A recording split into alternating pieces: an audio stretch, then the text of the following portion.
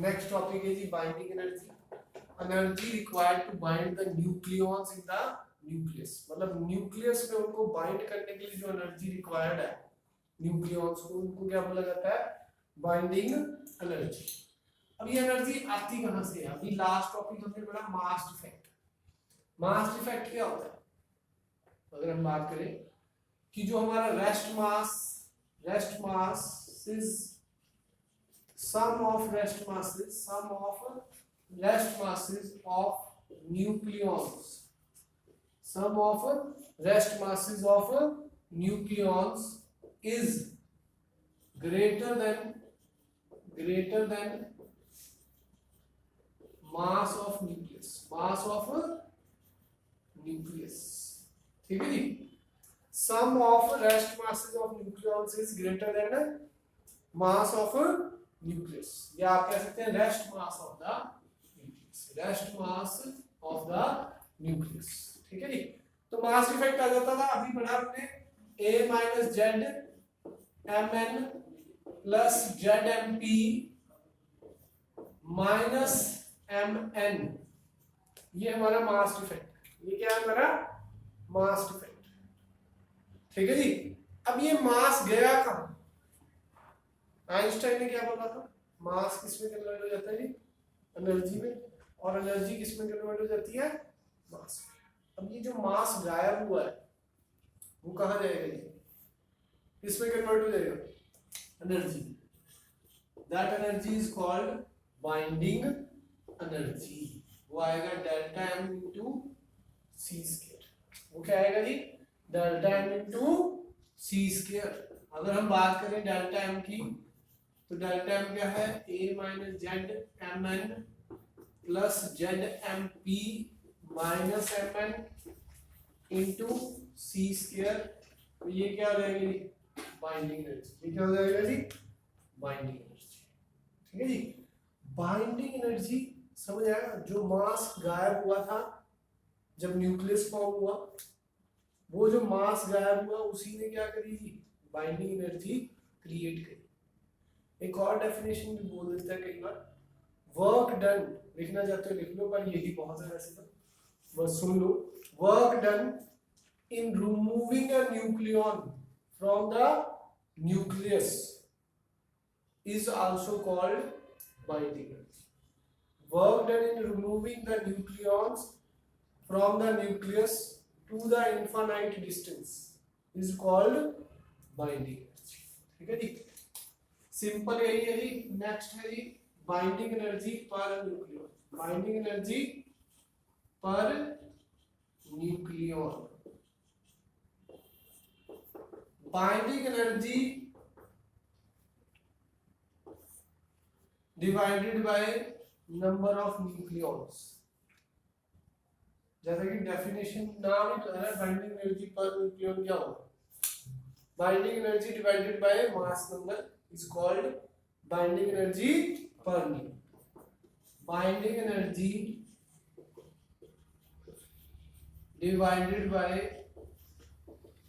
divided by mass number is called binding energy per nucleon.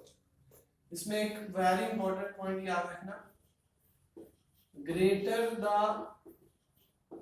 Binding energy per nucleon, ऐसे बोल देते हैं पर न्यूक्लियॉन, एंड भी लिख देते हैं। Greater the binding energy per nucleon, greater is the stability, greater is the stability, ठीक है जी। Lesser the binding energy per nucleon, lesser is the stability, lesser is the stability, vice versa भी लिख सकते हैं, ठीक है जी। जितनी ज्यादा बाइंडिंग एनर्जी पर न्यूक्लियॉन उतना ज्यादा स्टेबिलिटी, जितनी कम बाइंडिंग एनर्जी पर न्यूक्लियॉन उतनी कम स्टेबिलिटी। लास्ट पॉइंट जो न्यूमेरिकल पॉइंट ऑफ व्यू से आपको काम आएगा, न्यूमेरिकल पॉइंट ऑफ व्यू।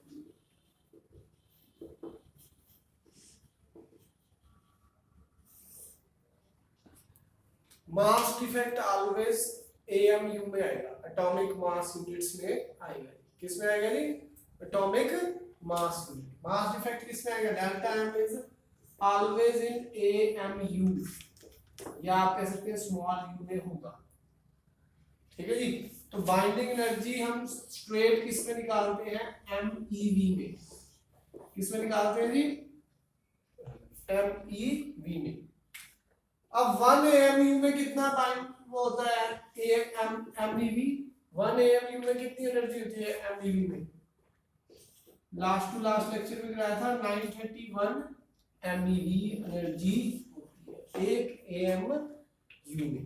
ठीक है जी। तो जो भी डेल्टा एम आएगा, डेल्टा एम अगर AMU में है तो इसको सीधा किससे मल्टीप्लाई कर देंगे? 931 से। तो ये एनर्जी जो आएगी वो किसमें आ जाएगी? MeV। ऊपर वाला फार्मूला कम यूज होता है, सीधा ही मास डिफेक्ट निकाल के इसको किससे मल्टीप्लाई करते हैं? 931 से। न्यूमेरिकल में यही यूज होता है डायरेक्ट। ठीक है जी। बाइंडिंग एनर्जी को नेक्स्ट टॉपिक है, वेरी इंपॉर्टेंट टॉपिक है, सीबीएसई पॉइंट ऑफ व्यू से 3 मार्क्स का आएगा ही आएगा जी। ठीक है जी। 99.9% चांस है, 0.1 मैंने अपने लिए रख लिया। ठीक है। अब binding energy per nucleon versus mass number का ग्राफ है, उसमें क्या बात है जी? पहले देखो जी, ग्राफ एकदम ऐसे ही बनना चाहिए, प्रैक्टिस ही आपकी, क्योंकि 95 जो एग्जामिनर है 95% ऑफ एग्जामिनर्स क्या करते हैं कि ग्राफ ठीक है तो आंसर भी ठीक है। तो आपको ग्राफ एकदम ऐसा बनना चाहिए। ये नहीं कह रहा पॉइंट्स नहीं याद करने, वो भी याद करने। ठीक है जी। तो ग्राफ एकदम एग्जैक्ट। पहला ध्यान क्या रखना है? गैप 2 का रखना है, जो आप शीट्स में बना रहे हो तो 2 का गैप रखना है, सिंगल गैप में मत रखें। तो 2 4 6 8 10 लिखा। पहले स्ट्रेट लाइन जाएगी 6 से ऊपर, फिर 6 से नीचे, फिर 8 से नीचे, फिर थोड़ा और नीचे आएगी, फिर 8 से ऊपर चला जाएगा O16 के लिए, फिर 8 से नीचे आएगा O18 के लिए, फिर सल्फर 32, आयरन का सबसे ज्यादा होता है 8.8 MeV पर न्यूक्लियॉन, 8.8 MeV पर न्यूक्लियॉन, मोस्ट स्टेबल न्यूक्लियाई है ये। ठीक है जी। उसके बाद धीरे धीरे डिक्रीज होना शुरू होती है बाइंडिंग एनर्जी, मतलब 30 से लेके 120 या 120 तक मैं बात करूं तो 150 के 8.5 MeV पर न्यूक्लियॉन होती है।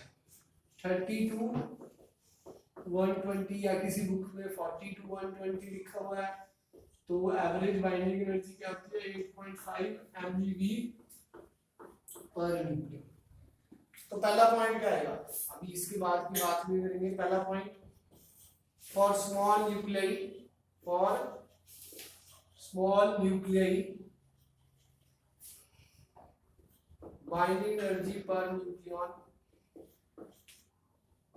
Binding energy per nucleon is very small, जैसा कि आप ग्राफ में देख रहे हैं as shown in the figure. छोटे छोटे न्यूक्लियॉन्स के लिए बहुत ही, छोटे छोटे न्यूक्लियाई के लिए बहुत ही छोटी है। ठीक है जी। Second point, mass number ranging from, mass number ranging from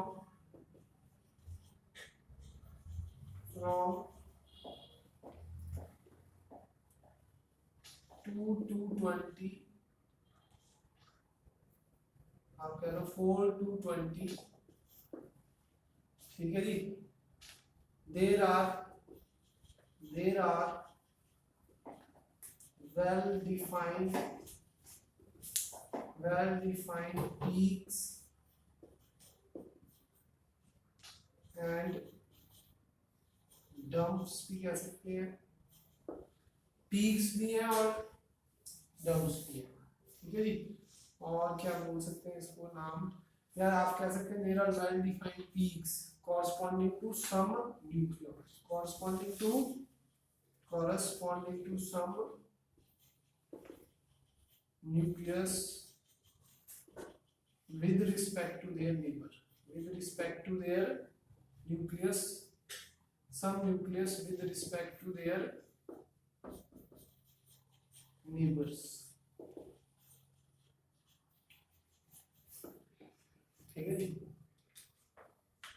ये पीक्स क्या इंडिकेट कर रहे हैं, ये पीक्स क्या इंडिकेट कर रहे हैं, these peaks indicates that these are more stable than their neighborhood, मतलब वो अपने पड़ोसी से ज्यादा स्टेबल है। सपोज दो पड़ोसी हैं, एक के पास मारुति 800 है और एक के पास ऑडी है, तो क्या पता लगता है ऑडी वाला ज्यादा स्टेबल है, ठीक है जी। तो these peaks indicates that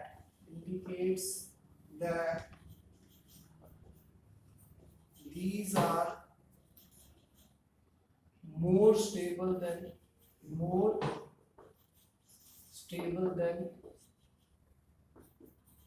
their neighborhood,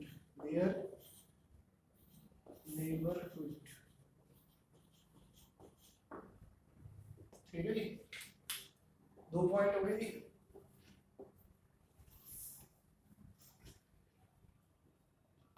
हाँ जी, थर्ड पॉइंट की बात करते हैं। The curve has broad maximum, मतलब मैक्सिमम ब्रॉड हो रही है कहां से लेके कहां तक, 40 से 120। मैंने पहले ही बोला था broad maximum close to value 8.5 MeV per nucleon, मतलब ज्यादातर की क्या वैल्यू होती है 8.5 MeV per nucleon from 40 to 120। Peak value किसकी है, आयरन की है, 8.8 MeV per nucleon. Fourth point में जैसे जैसे मास नंबर बढ़ रहा है वैसे वैसे binding energy per nucleon decrease होना शुरू हो गई है, ठीक है जी। क्यों, कूलम रिपल्शन के कारण से, due to coulomb repulsion between heavier nucleus. For uranium 238 binding energy per nucleon कितनी है, 7.6 MeV पर न्यूक्लियन। अब इंपॉर्टेंस ऑफ द ग्राफ, ये आता है ज्यादा पूछते ही है, importance of the binding energy curve, importance of binding energy curve. Importance of binding energy curve में हम बात करते हैं, दो बातें हैं, चलो मैं बोल ही देता हूं, लिख लेना। फ्रॉम हैवियर टू, जब आप मिडल रीजन की तरफ आते हैं, पहले समझ लो, फ्रॉम जब आप हैवियर टू मिडल रीजन की तरफ आ रहे हो, देख रहे हैं क्या हो रहा है, एनर्जी बढ़ रही है, बाइंडिंग एनर्जी बढ़ रही है, ठीक है जी। इसका मतलब अगर कोई हैवियर न्यूक्लियस टूटेगा तो वो लाइटर में कन्वर्ट होगा, वो किस में कन्वर्ट होगा जी, दो लाइटर न्यूक्लियस में, और दो लाइटर न्यूक्लियस की एनर्जी क्या है, ज्यादा, तो एनर्जी क्या होगी जी, रिलीज होगी, उस फिनोमेना में एनर्जी क्या होगी, रिलीज होगी। तो मतलब हैवियर न्यूक्लियर प्रोन है किसके, टू फ्यूजन। फ्यूजन होता है ना जी, जब एक हैवियर न्यूक्लियस टूट के दो छोटे छोटे लाइट न्यूक्लियस में कन्वर्ट होता है, उस प्रोसेस को क्या बोलते हैं, न्यूक्लियर फ्यूजन। ज्यादातर बच्चे ना इसमें जब इंपॉर्टेंस पूछता है तो डेफिनेशन लिख देते हैं फ्यूजन की, वो नहीं मांग रहा है टीचर, क्या लिखना है, लिखो जी, when we move from heavier nucleus to the middle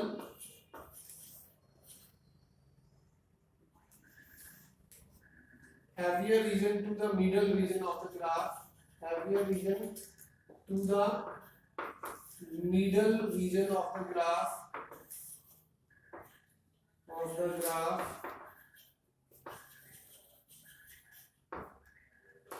it is found that binding energy per nucleon increases. Binding energy per nucleon increases. That is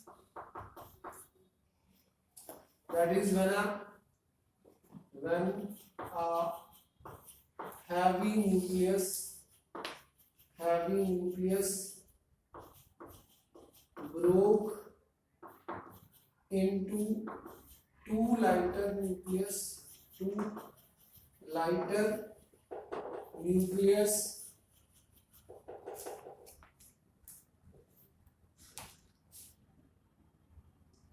there liberate, और क्या कह सकते हैं लिबरेट की जगह, देयर liberate or release,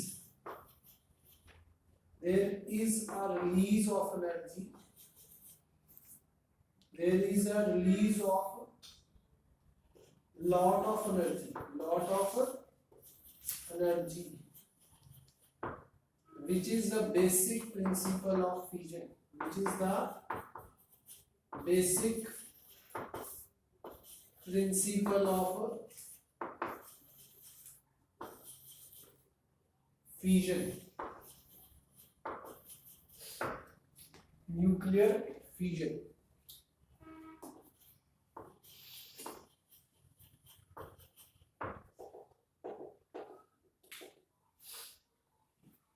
हाँ जी, next बात चलेगी हमारी फ्यूजन में क्या होता है, वो भी इंपॉर्टेंस का ही पार्ट है, इसी ग्राफ की इंपॉर्टेंस है। सेकंड पॉइंट, वो फर्स्ट इंपॉर्टेंस है, सेकंड इंपॉर्टेंस जैसे कि हम लाइटर से हैवियर की तरफ जा रहे हैं, मिडल रीजन की तरफ, lighter region to middle region की तरफ जा रहे हैं, तो देयर इज क्या हो रहा है, इंक्रीज इन बाइंडिंग एनर्जी। पहली लाइन तो वही है, व्हेन वी मूव, लिख लो जी, मैं शॉर्ट में लिख रहा हूं, when we move from lighter to middle region, lighter to middle region, there is increase in binding energy per nucleon, that is मतलब when we move from lighter region to middle region, there is increase in binding energy per nucleon। देख रहे हैं lighter है, अब middle की तरफ जा रहे हैं तो क्या हो रहा है, बढ़ रही है ना energy, binding energy per nucleon, ठीक है जी। That is when two lighter nuclei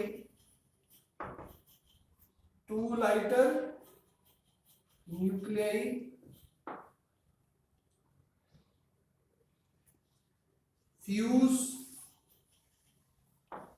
together to form a bigger nuclei, comma, there is also